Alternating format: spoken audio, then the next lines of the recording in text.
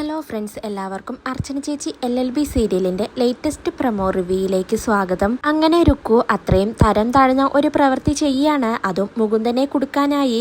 വീട്ടിലാരുമില്ലാത്ത സമയത്ത് തന്നെ മുകുന്ദേട്ടൻ കയറി പിടിച്ചുവെന്ന് രുക്കു എല്ലാവരെയും അറിയിക്കുകയാണ്. മുകുന്ദനാണെങ്കിൽ ഇതെല്ലാം കേട്ട് ആകെ തകർന്നു നിൽക്കുകയാണ്. സ്വന്തം ഭാര്യ തന്റെ കൂടെ നിൽക്കുന്നു എന്നുള്ള ഒരു ആശ്വാസം മാത്രമാണ് മുകുന്ദൻ ഇപ്പോൾ ഉള്ളത്. അങ്ങനെ വീട്ടിലിരുന്ന് തനിക്ക് സങ്കടം സഹിക്കാനാവാതെ ഒരു റിലാക്സേഷന് വേണ്ടി പുറത്തേക്ക് ഇറങ്ങുകയാണ്.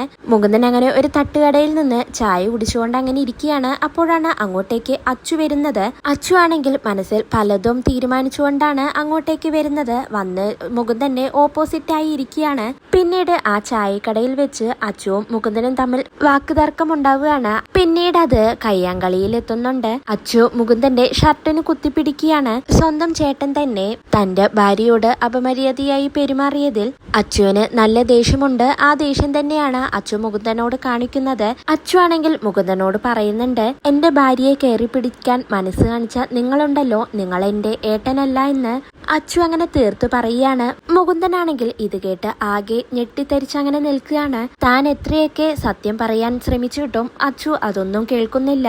പിന്നീട് അച്ചുവും മുകുന്ദനും തമ്മിലുള്ള ആ പ്രശ്നം കണ്ട് ചായക്കടയിലുള്ള ആളുകൾ വന്ന് അവരെ പിടിച്ചു മാറ്റാനായി നോക്കുന്നുണ്ട്.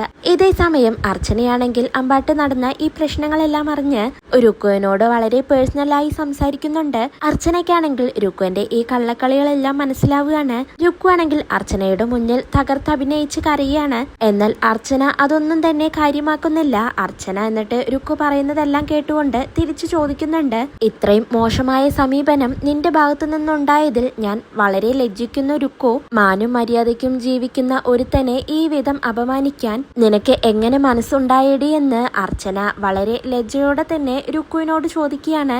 രുക്കു ആണെങ്കിൽ ഇതെല്ലാം കേട്ട് ആകെ തകർന്നങ്ങനെ നിൽക്കുന്നുണ്ട്. തന്റെ കള്ളക്കളികളെല്ലാം ഇവിടെയും പൊളിഞ്ഞുവെന്ന് രുക്കുവിന് മനസ്സിലാവുകയാണ്. പിന്നീട് അവിടെ നിന്നും അർച്ചന പോകുന്നുണ്ട്. അപ്പോഴാണ് ആ ചായക്കടയിൽ നിന്നും ഒരാള് അർച്ചനയുടെ ഫോണിലേക്ക് വിളിക്കുന്നത്. പിന്നീട് അച്ചുവും മുകുന്ദനും തമ്മിൽ അവിടെ ഉണ്ടായ ആ പ്രശ്നങ്ങളെല്ലാം അയാൾ അർച്ചനയോട് പറയുകയാണ്. ഇതെല്ലാം കേട്ട് അർച്ചനയാണെങ്കിൽ ആകെ ഞെട്ടിത്തരിച്ചങ്ങനെ നിൽക്കുകയാണ്. ഇതോടെയാണ് ഇന്നത്തെ പ്രൊമോ അവസാനിക്കുന്നത്. നാളെ പുതിയൊരു എപ്പിസോഡുമായി വീണ്ടും കാണാം. Bye, good night.